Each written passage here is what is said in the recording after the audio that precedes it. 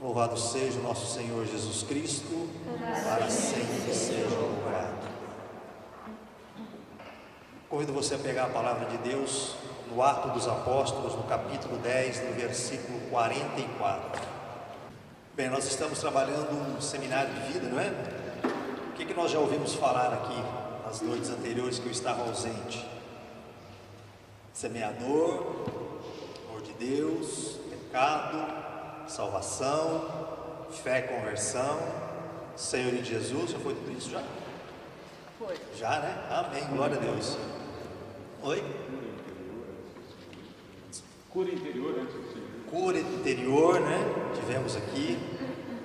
E hoje nós vamos falar da promessa do Pai. O que é que o Pai prometeu? Espírito Santo. O Espírito Santo. E essa promessa, ela começa lá atrás. É uma promessa que vem desde antes de Jesus se fazer presente. Deus já vem prometendo ao seu povo, através do profeta Jeremias, através do profeta Ezequiel, que Ele vai derramar o Espírito Santo, que Ele vai transformar o nosso coração, que Ele vai tirar o coração de pedra do nosso peito, vai pôr um coração de carne, vai mudar a nossa vida. É promessa que vai se cumprir em Jesus Cristo. Então, no Atos dos Apóstolos, no capítulo 10, no versículo 44, diz assim: estando Pedro ainda a falar, o Espírito Santo desceu sobre todos os que ouviam a santa palavra. Os fiéis da circuncisão, que tinham vindo com Pedro, profundamente se admiraram, vendo que o dom do Espírito Santo era derramado também sobre os pagãos, pois eles os ouviam falar em outras línguas e glorificar a Deus. Então Pedro tomou a palavra: porventura pode-se negar a água do batismo a estes que receberam o Espírito Santo como nós?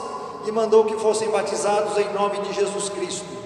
Rogaram-lhe então que ficasse com eles por alguns dias. Palavra do Senhor. Graças a Deus. Amados, esse fato se deu na casa de Cornélio. Cornélio era um centurião. Cornélio teve uma visão.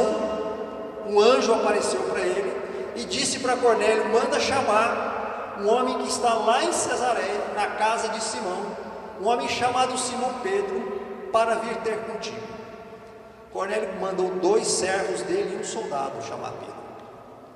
Pedro estava nesse momento, Pedro estava rezando, tem uma visão de um pano que se abre com todos os animais, e Deus manda ele pegar, matar e comer.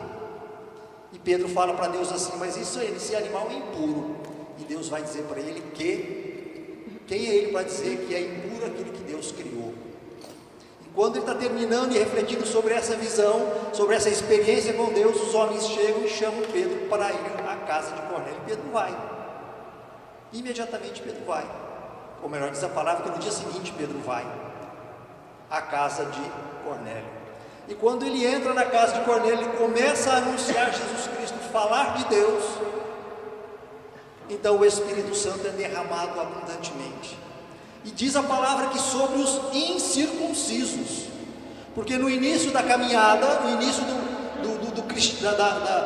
da pregação de Jesus Cristo, a graça somente era destinada aos judeus convertidos, mais circuncidados.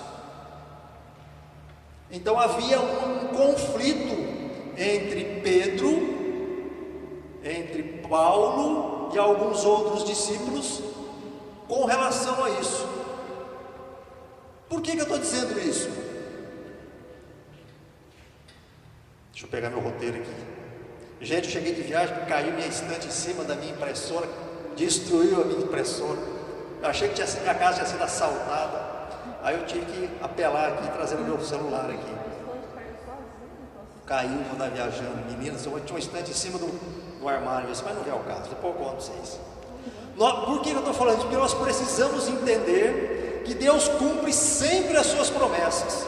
Ele prometeu o Espírito Santo, e Ele não prometeu para mim que sou especial, ou para você que é especial, ou para esse ou para aquele. Ele prometeu para todos, todos. Isso se confirma em João, capítulo 14, verso 16.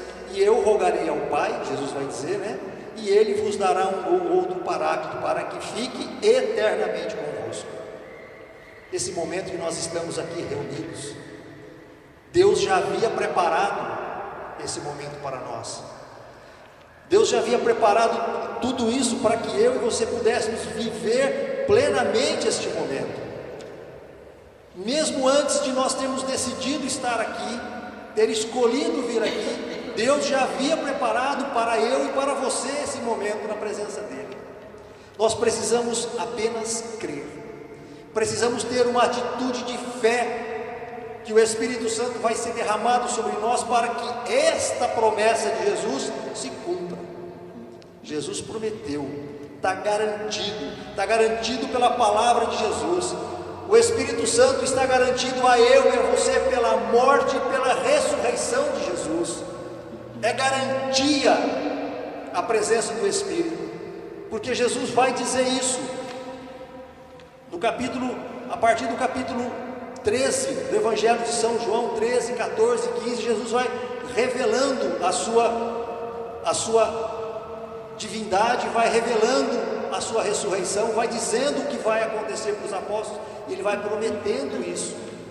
E essa promessa não fica restrita para aqueles homens apenas, ela é para todos nós.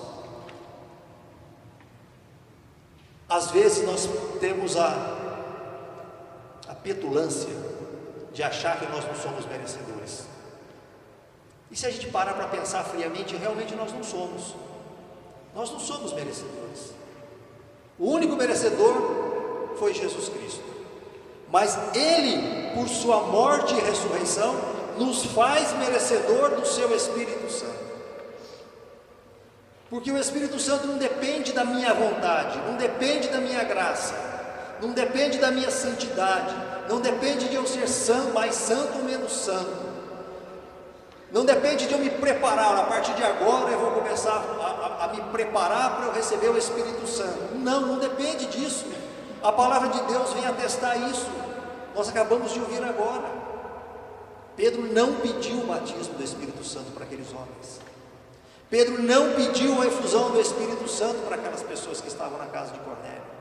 A palavra diz: estando Pedro ainda a falar, ou seja, Pedro ainda estava anunciando Jesus Cristo, morto e ressuscitado, e o Espírito Santo foi derramado sobre eles. O Espírito Santo desceu sobre todos os que ouviam a santa palavra. Todos, não foram apenas algumas pessoas escolhidas. E para surpresa daqueles que caminhavam com Pedro, daqueles que eram, os que se achavam talvez eleitos e escolhidos, até os incircuncisos estavam falando em outras línguas. Ou seja, a graça do Espírito Santo foi abundante na vida daqueles homens. A graça foi abundante. E talvez não seja tão abundante na nossa vida porque a gente não se abre.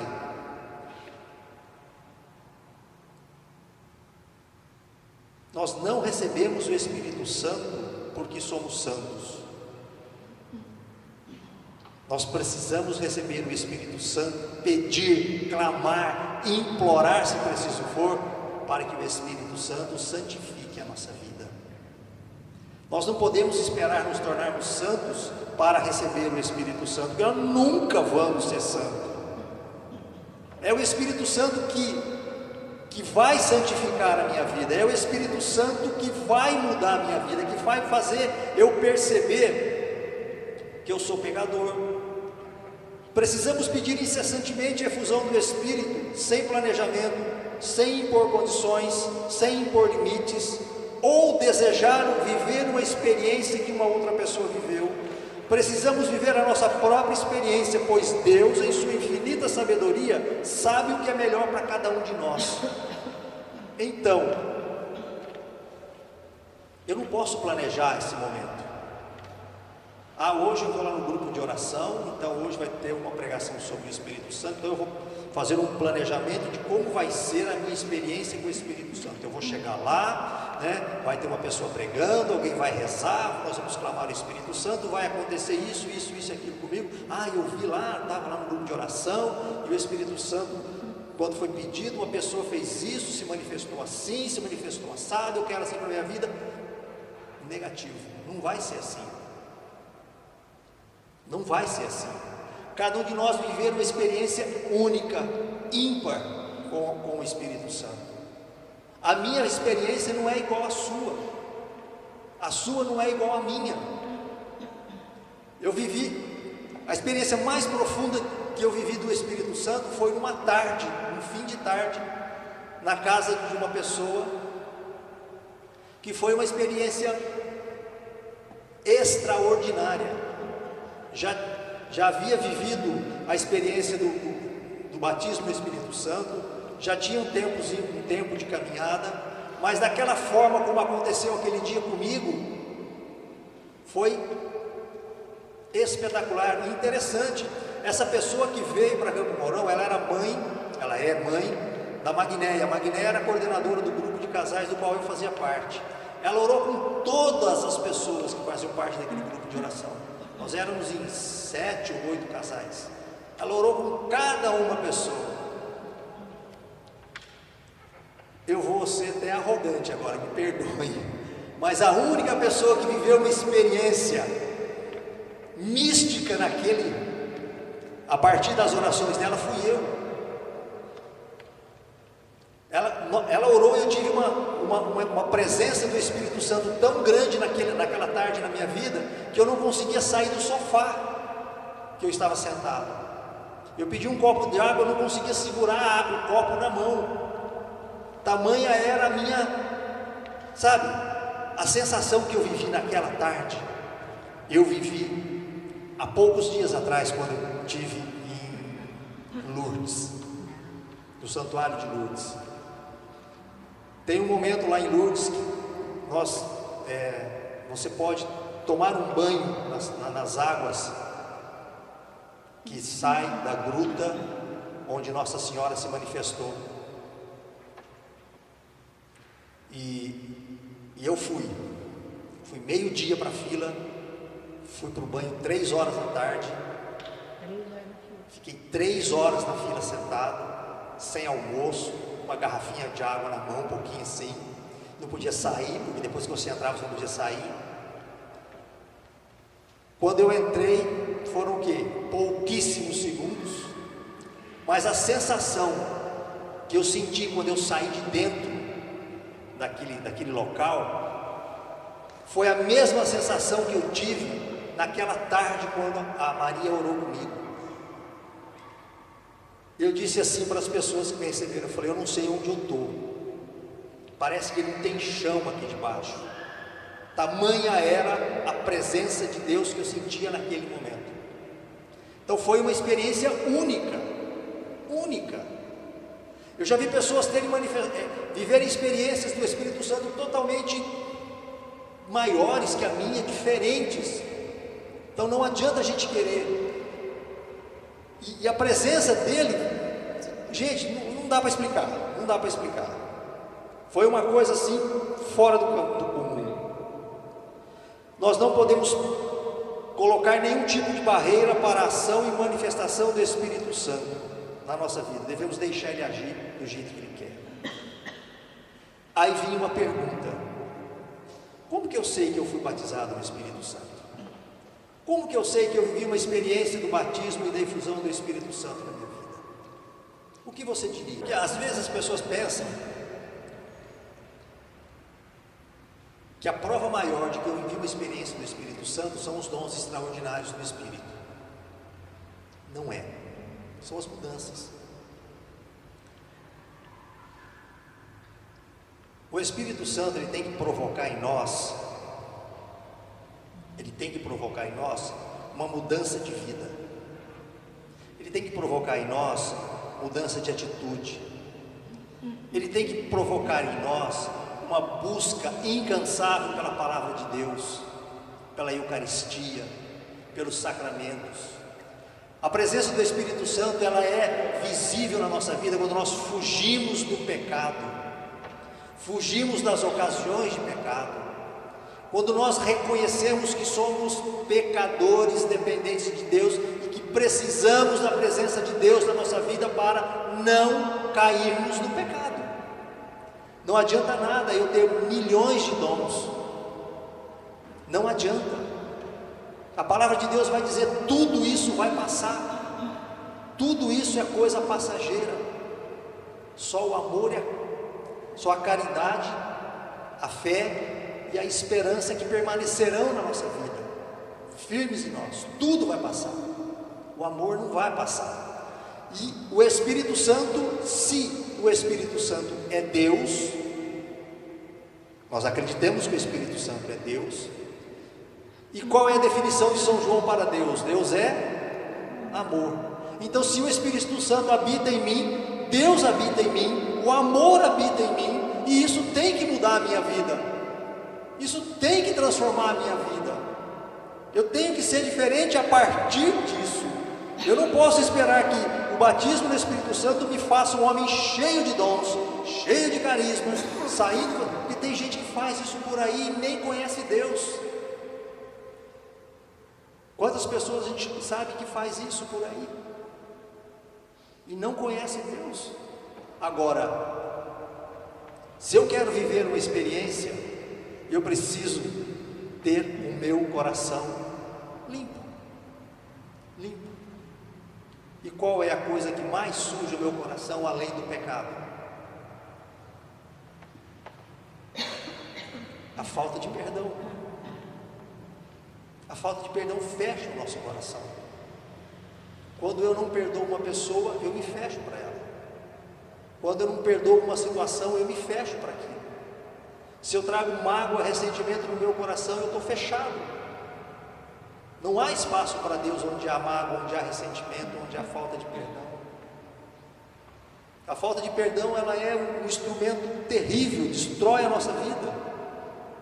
Então eu queria convidar você nessa noite, para que nós pudéssemos realmente ter o nosso coração livre, para que a gente pudesse abrir o nosso coração para vivermos uma experiência, para clamarmos essa presença de Deus na nossa vida. Eu convido você agora a fechar os seus olhos e a olhar para o seu coração e perguntar: o que é que eu devo perdoar em mim? Comece por você. Nós precisamos nos perdoar por primeiro, porque muitas vezes nós a gente não consegue se perdoar. Hoje, esses dias eu estava conversando essa semana eu fui no Ademir, um psicólogo, de vez em quando eu converso com ele, e eu percebi uma coisa em mim naquele dia que mexeu profundamente comigo e tem muito a ver com nos perdoar. Às vezes eu tenho uma atitude, ou com o meu filho, ou com a minha filha, ou com a minha esposa, e depois eu fico com raiva dessa atitude, mas essa raiva, ela é muito mais pelo que eu fiz, pela minha ação, do que por aquilo que aconteceu com o outro, que o outro fez, né? Eu não sei se vocês estão me entendendo, mas é como se eu brigasse com a Sueli por alguma coisa, né?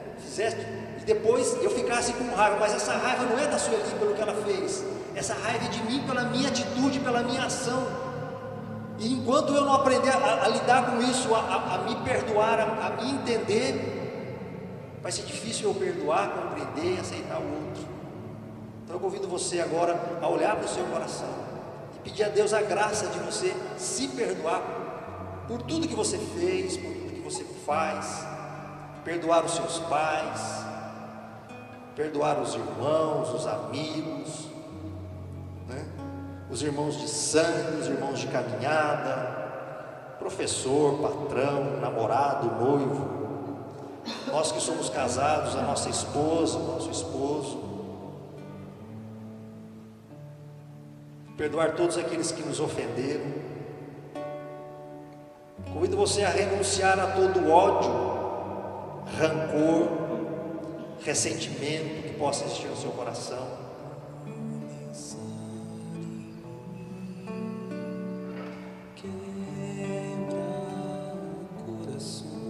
Convido você a perdoar de todo o seu coração, pedindo a graça de Deus para que o perdão do seu coração seja o perdão que Cristo teve para contigo. Ele tem para contigo todas as vezes que você cai e se levanta.